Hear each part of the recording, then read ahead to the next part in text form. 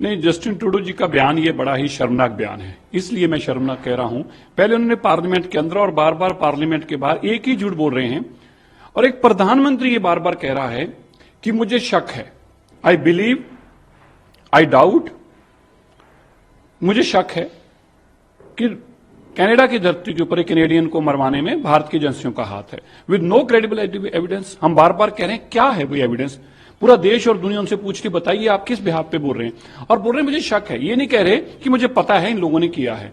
प्रधानमंत्री भी ये शकों की बात करेंगे, अपनी नेगेटिविटी, अपना फेलियर, जो कनाडा के इस वक्त हालात बने पड़े हैं उनसे लोगों का ध्यान हटाने के लिए थोड़े दिन बाद दोबारा देखते हैं कि ये एक ऐसा मुद्दा है जो इंटरनेशनल प्लेटफॉर्म पे चलता है। अब कहते हैं वियना कन्वेंशन को की वायलेशन हुई है। भाई आप ही ने वायलेशन की, हमने तो अभी तक भी नहीं की। आपने हमारे डिप्लोमेट के ऊपर एलिगेशन लगाए और जब पूछा गया कि सबूत दो तो सबूत आप देने को तैयार नहीं हो। और आतंकवाद का आज कनाडा साथ दे रहा है। ये जस्टिन ट्रूडो प्रधानमंत्री आतंकियों का साथ दे रहे हैं, वहां गैंगस्टर्स का साथ दे रहे हैं।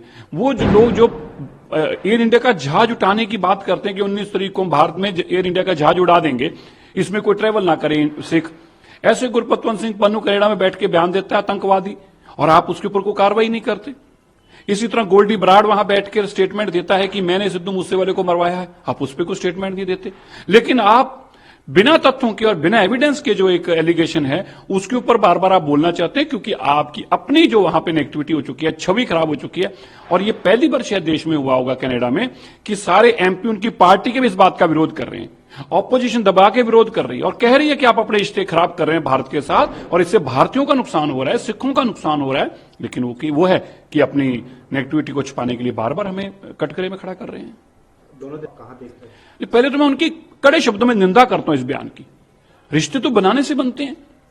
कहां हमारे प्रधानमंत्री की तरफ से वहां की धरती पर जाके लोगों से बातचीत करनी, वहां के लोगों को यहां बुला के बातचीत करनी, और कहां एक प्रधानमंत्री जो है केवल इसलिए ताकि उसकी नेगेटिविटी खत्म हो जाए इसलिए हमें बार बार बदनाम कर रहे हैं। तो रिश्ते तो हमारी तरफ से तो कभी कमी रही नहीं है, लेकिन अगर रिश्ता रखना ही नहीं चाहेंगे तो हम जबरदस्ती रिश्ता कैसे किसी के साथ डाल लेंगे। लेकिन इस नुकसान हम सिखों को हो रहा है, कनाडा में बैठे सिखों को हो रहा है, भारत में बैठे सिखों को हो रहा है, और उसके बाद सबसे ज्यादा गुजरात के लोगों का हो रहा है। नुकसान हम लोग झेल रहे हैं और ट्रूडो जो है कि वह स्टेटमेंट देकर और लुका छिपी खेलने का काम कर रहे हैं बिना किसी एविडेंस के। भारत के प्रधान दिवाली जवानों के साथ मनाने की, देखिए मैं समझता हूं कि 10 साल में उन्होंने एक रिकॉर्ड कायम कर दिया। भारत की जो सेना का मनोबल बढ़ा है। पाकिस्तान आज इस तर्क नीचे आके याद आ गया। मुझे याद आ रहा है अरविंद केजरीवाल का वो बयान, जब वो कहता था कि अगर मोदी और अमित शाह की इस बार फिर आ गए तो पाकिस्तान खत्म हो जाएगा, ये पाकिस्तान को तबाह कर देंगे।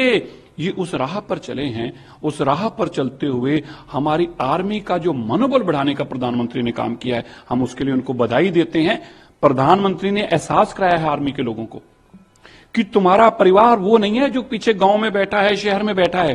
तुम्हारा परिवार मैं हूं और मैं तुम्हारे बीच में आकर बैठा हूं। ये अद्भुत काम करने का अगर इस देश में किसी ने गौरव दिखाया है तो भारत के प्रधानमंत्री नरेंद्र मोदी ने दिखाया, जिसके लिए मैं उनको बधाई देता हूं। आज दीपावली के दिन पे सारी सेना की दीपावली उन्होंने मनाने का काम किया है। ये अपने आप में एक नया काम था जो 10 साल से प्रधानमंत्री करते आ रहे हैं। आपसे सवाल है, वो दिल्ली और दिल्ली के आसपास के रहने वाले लोगों से अपील करें कि फायर क्रैकर का इस्तेमाल नहीं करें, दिए के साथ दिवाली मनाएं।